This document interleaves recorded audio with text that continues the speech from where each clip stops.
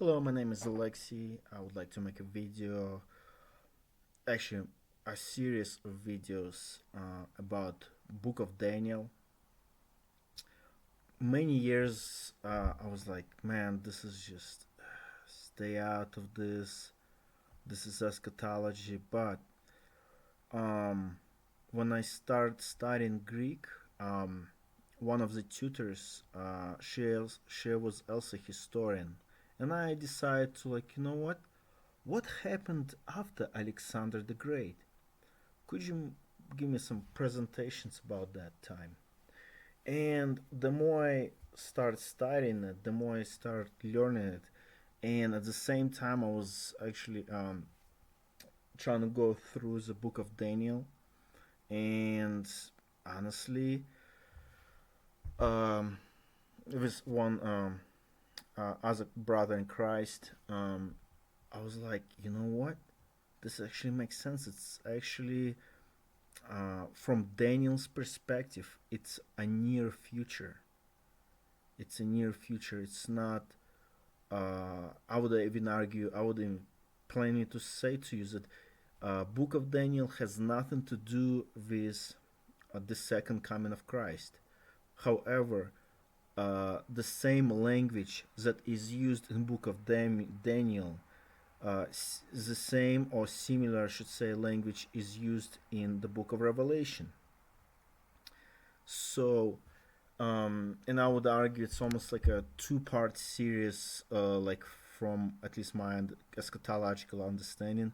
Book of Daniel deals with near future events. I would say um, Book of Daniel predicts that after Babylonians, Persians will take over, and after Persians, Greeks will take over, and then after Greeks, Romans will take over of that known world over there.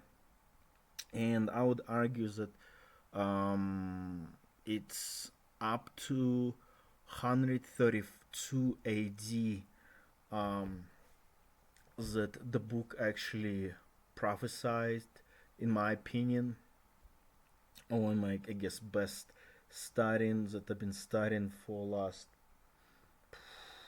4 5 months, I would say. So, yeah, let's begin. And for most of the part, I will focus on so-called prophetic slash historical Bible verses. However, I will do Daniel chapter 1 because lots of things are misused or mistranslated or misinterpreted. So let's read. In the third year of the reign of Jehoiakim, king of Judah, Nebuchadnezzar, king of Babylon, came to Jerusalem and besieged it, and the Lord handed Jehoiakim, king of Judah, over to him, along with some of the vessels of the house of the Lord of God. And he brought them to the land of Shinar, to the house of his God, and he brought the vessels into the treasury of his God. Then the king told Ashpenaz, the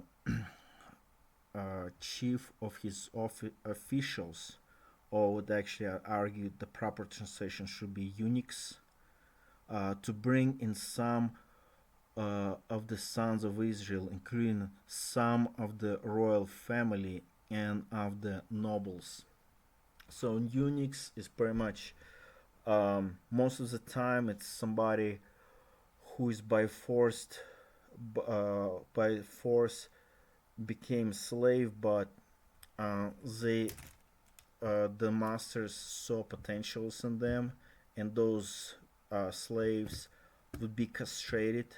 So there's multiple ways of somebody being castrated, but you can figure out, you can check it for yourself. But it's pretty much like uh, lose ability to have sex. That's what eunuch is pretty much. Next, um, let's continue reading. verse 4. Youth in whom there was no impairment, who were good looking, suitable for instruction in every kind of expertise, endowed with understanding and discerning knowledge, and who had ability to serve in the king's court. And he ordered Ashpenaz to teach them the literature and language of the Chaldeans. The king also allotted for them daily ration from the king's choice food and from the wine which he drank, and ordered that they be educated for 3 years, at the end of which they were to enter the king's personal service. Now among them from the sons of Judah were Daniel, Hananach, Mishael, and Azariah.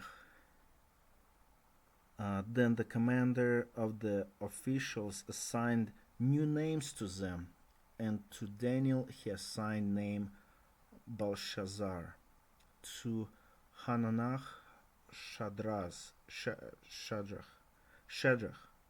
to Mishael Mishach, and to Azariah Abednego. But Daniel made his mind that he would not defile himself with the king's choice food or with the wine which he drank. So he sought permission from the commander of the officials that he might not defile himself. Now God granted Daniel favor and compassion in the sight of commander of the officials, or I should say eunuchs. The commander of the officials, or eunuchs, said to Daniel, I am afraid of my lord the king, who allotted your food and your drink. For why should he see your faces look gaunt in comparison to the youths who are your own age? Then you would make me forfeit my head to the king. But Daniel said to the overseer, whom the commander of the officials, or eunuchs, had appointed over Daniel, Hananach, Mishael, and Ezra. Please put your servants to the test for 10 days, and let us be given some, it's mistranslation, vegetables to eat and water to drink. Interesting part about this is that I looked it up in Hebrew, at least modern Hebrew, and since Hebrew has not changed much, at least that's what most of the scholars claim. The word is seed. He was eating seeds. I'm not sure which type of seeds he was eating, but notice verse 13 through 14 says this. Then let our appearance be examined in your presence, and the appearance of the youth who are eating the king's choice food, and deal with your servants according to what you see. So he listened to them in this matter and put them to the test for 10 days. And at the end of the 10 days, their appearance seems better, and they were fatter than all the youth who had been eating the king's choice food.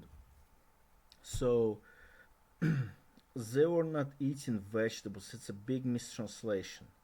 They were eating seeds. I'm not sure what kind of seeds they were eating, but they got fat.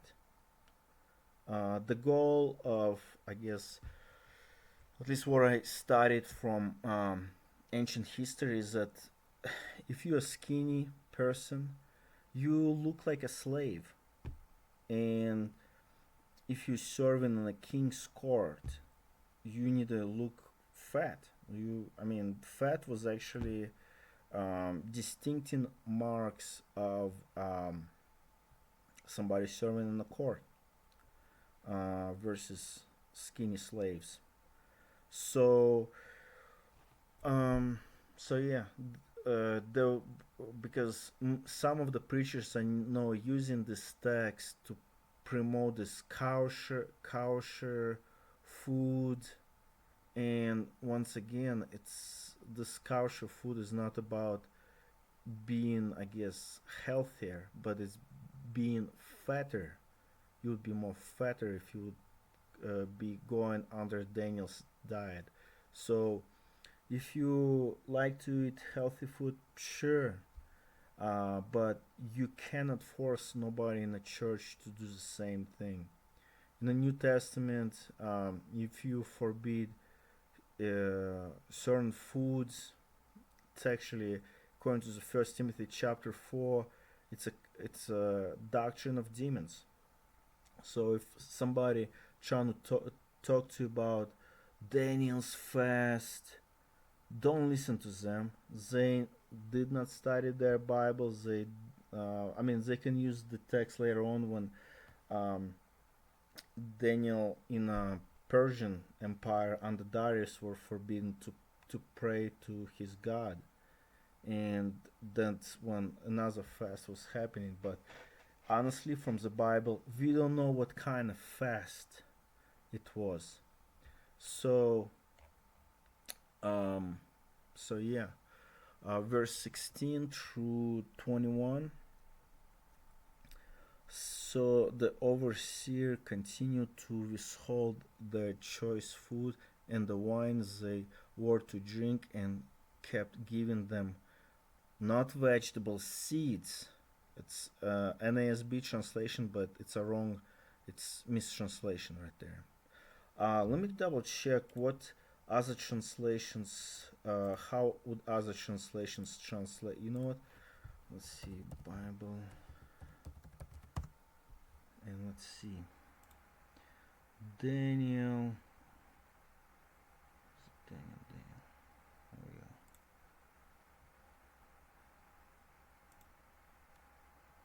Verse 16. Let's do. Um,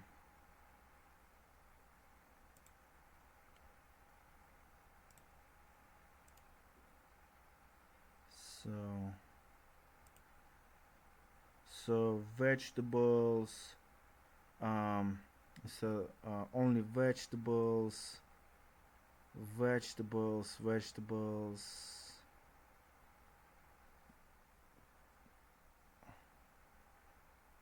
and wine that they should drink and gather. But notice interesting things that KJV and New King James totally different. Gives them pulse. So once again, vegetables. Pulse. It's pulse. I wonder.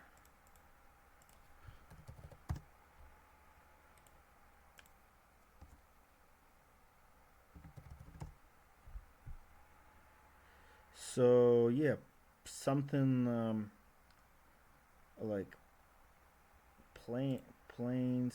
So it's seeds. Any types of peas you can see, beans, stuff like that.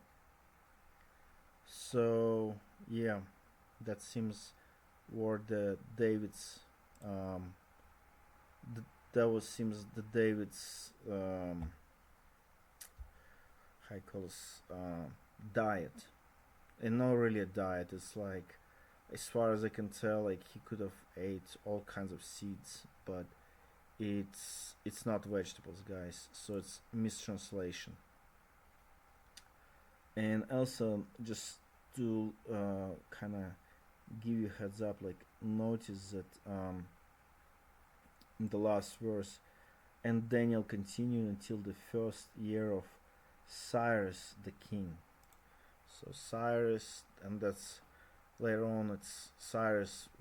I would argue that's Ahasuerus in Book of Esther. So the point is this: if somebody tells you that you need a diet, go on like Daniel's fast or Daniel's diet, guys. Do not listen. You're gonna become fat. That's pretty much. This one right there is Daniel's diet. So, and the what's some the point of that diet to look fatter, to look more bigger, because once again you would be distinct from um, slave like build, because in ancient times um, you can clearly see if you have money for food you would look kind of fatter instead of skinny like slave. So that's gonna be the end for the first video. Next one is gonna be actually the historical parts or prophetic parts that some people with channel interpret as a second coming of Christ, but I will show you that the whole book of Daniel has nothing to do with the second coming of Christ. So that's it for now. Have a nice day.